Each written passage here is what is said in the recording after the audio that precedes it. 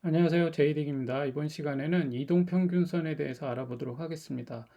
이동평균선은 보조지표 중에서 핵심입니다. 그래서 이 이동평균선은 꼭 알고 넘어가야 된다. 그래서 이동평균선에 대해서 제가 세 차례에 걸쳐서 이동평균선에 관해서 올려보도록 하겠습니다.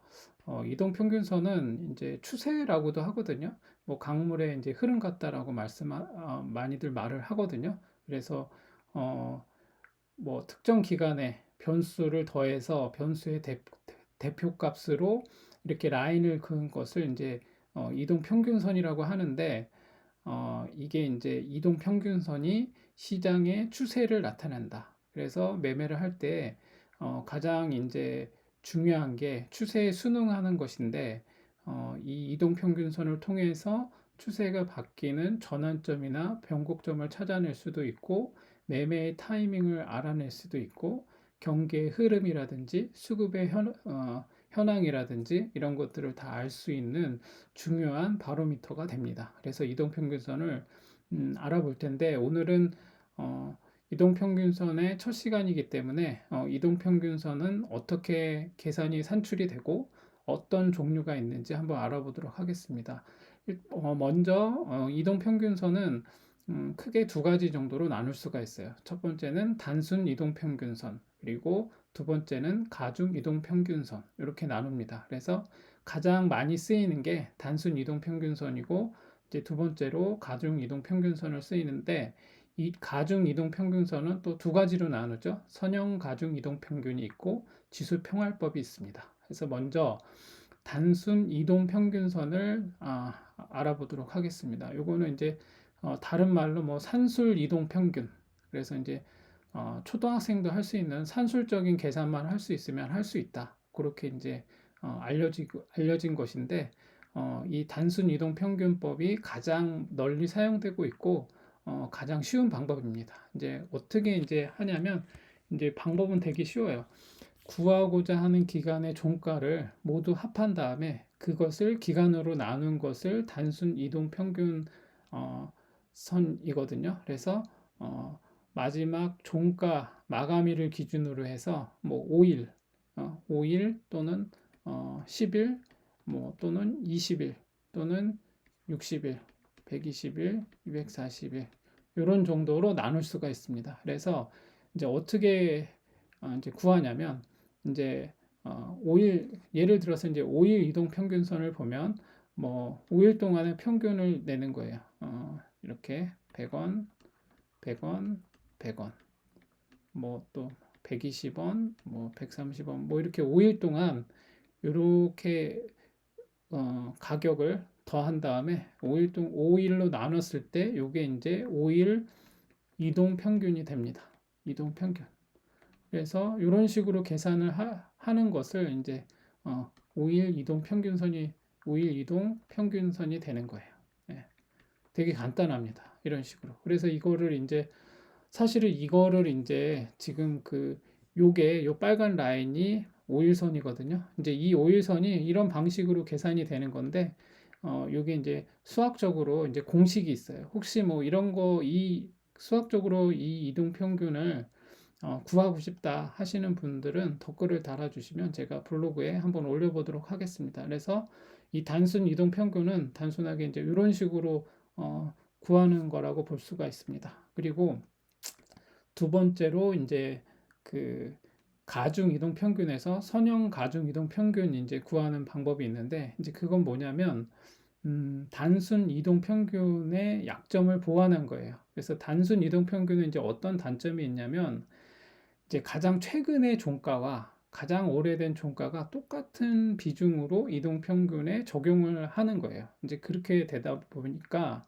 만약에 20일 이동 평균이라든지 60일 이동 평균이라든지 이런 거 값을 구할 때 20일 전의 종가와 가장 최근의 종가를 같은 비중으로 놓고 보는 거예요. 20일 전에 종가가 100원이었는데 지금 종가는 막 1000원이었어요. 그러면은 얘 비중이나 똑같이 100%의 비중이 되기 때문에 이게 최근의 어떤 트렌드를 반영하는데 좀 정확도가 떨어진다.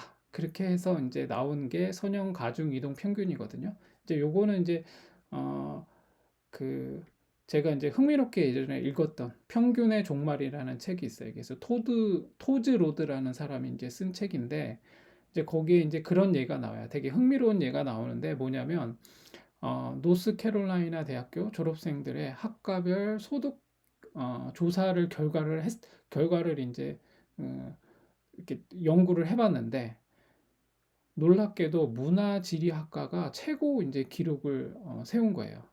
문화지리학과 딱 봐도 여기 졸업생들이 큰 수익을 낸다고, 큰 소득을 낸다고 좀 의문스럽잖아요. 뭐 보통 이제 큰 소득을 내면 뭐 법대나 뭐 상경대나 뭐 의대나 뭐 이런 데라고 생각을 할 텐데, 특이하게도 이 노스캐롤라이나 대학교에서는 문화지리학과 학생들이 최고의 소득을 낸 거예요. 그래서 그것을 한번 찾아봤더니, 그러니까 이제 요때 이제 평균 소득인 거죠. 평균 소득. 그것을 내봤더니 이 문화지리학과가 왜 1등인가 봤더니 어떤 함정이 있었냐면, 여기에 졸업생 중에 누가 있었냐면요, 마이클 조던이 있었습니다. 예, 이 마이클 조던 한 사람이 이 문화지리학과 그 학과 학생들의 소득의 평균을 다 끌어올린 거예요. 그래서 이제 이 평균의 이제 종말에서 얘기한 거는, 이 평균이라는 것이 함정이 있다. 이제 그런 거죠. 그래서 이동 평균선도 마찬가지예요. 5일이나 뭐 10일이나 뭐 이런 식으로 평균을 했는데, 어떤 거는 뭐 어떤 때는 100원일 수도 있고, 가격이 한 5일 전에는 지금은 막 10,000원일 수도 있잖아요. 그러면은 이거 평균을 내면 여기서 차이가 엄청나게 나잖아요. 그래서 이게 뭔가 평균에 좀 뭔가 문제가 있다. 그래서 이제 중앙값을 기준으로 해서 평균을 내느냐, 아니면 표준 편차를 갖고 평균을 내느냐, 이제 뭐 여러 가지 방법이 있는데, 아무튼 요 선형 가중 이동 평균은 그래서 요 함정을 조금 그 보완하기 위해서 만든 건데, 예를 들면 이제 계산을 이렇게 하는 거예요. 이제 만약에 100일 전, 5일 이평선을 이제 그 선형 가중 이동 평균으로 계산을 하면 이렇게 되는 거예요.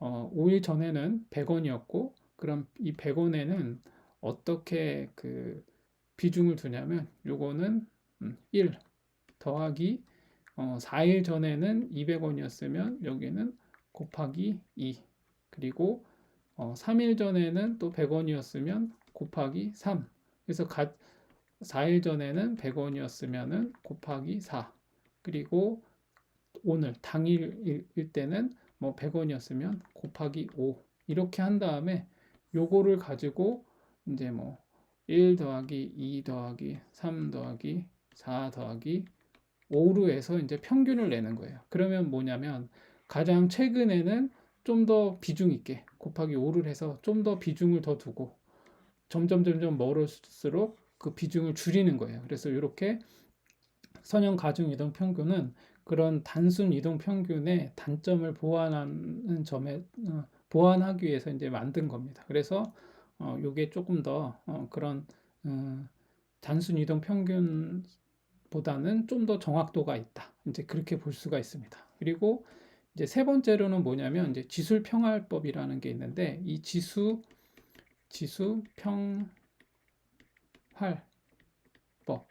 이제 좀 말이 어려운데, 이거 이제 말만 어려운데, 이거는 뭐냐면 그냥 이 선형 가중 이동 평균에 대한 보완된 거라고 볼 수가 있습니다. 이제 이건 뭐냐면, 이제 2차 세계대전 중에 비행기 이제 수요를 예측을 하기 위해서 이제 개발된 건데, 이제 이제 이게 수요 예측이기 때문에 과거의 전쟁에서 필요했던 수요와 현재 필요한 그 수요를 예측해가지고 공급하는 거는 매우 중요한, 전쟁에서 되게 중요한 그 수요와 공급의 수급적인 측면에서 되게 중요한 변수였기 때문에 요런 기법이 개발이 된 거예요. 그래서 요거는 조금 더 이제 그 계산법이라든지 이런 게 선형 가중 이동 평균보다는 좀 더 복잡합니다. 근데 이제 이게 뭐 이것도 만약에 계산 방법, 수학적인 수식, 요거를 뭐 알고 싶다 그러면 댓글을 달아주시면 제가 블로그에 이것도 올려보도록 하겠습니다. 그래서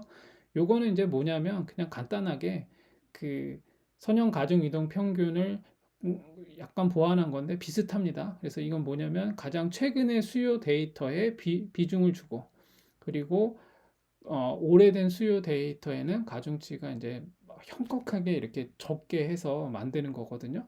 그럼 이제 요거는 어디에 이제 이게 사용되냐면, 여러분도 이제 한 번씩은 들어봤을 만한 이제 그 보조 지표가 있는데, 요거 MACD를 계산할 때 요 지수 평활법을 이용해서 합니다. 그래서 MACD 계산할 때 뭐 9일과 9일 그리고 6일, 26일 이렇게 해서 9일과 26일을 지수 평균을 적용해 가지고 이 MACD를 이제 계산을 해서, 이 MACD가 이렇게 두 개가 이렇게 라인이 있어요. 그래서 이렇게 여기 나오면 매수, 여기는 매도, 뭐 이런 식으로 해서 나오는 게 있거든요. 그래서 요 MACD도 제가 나중에 구체적으로 요 얘기를 할 때 한번 다루도록 하겠습니다.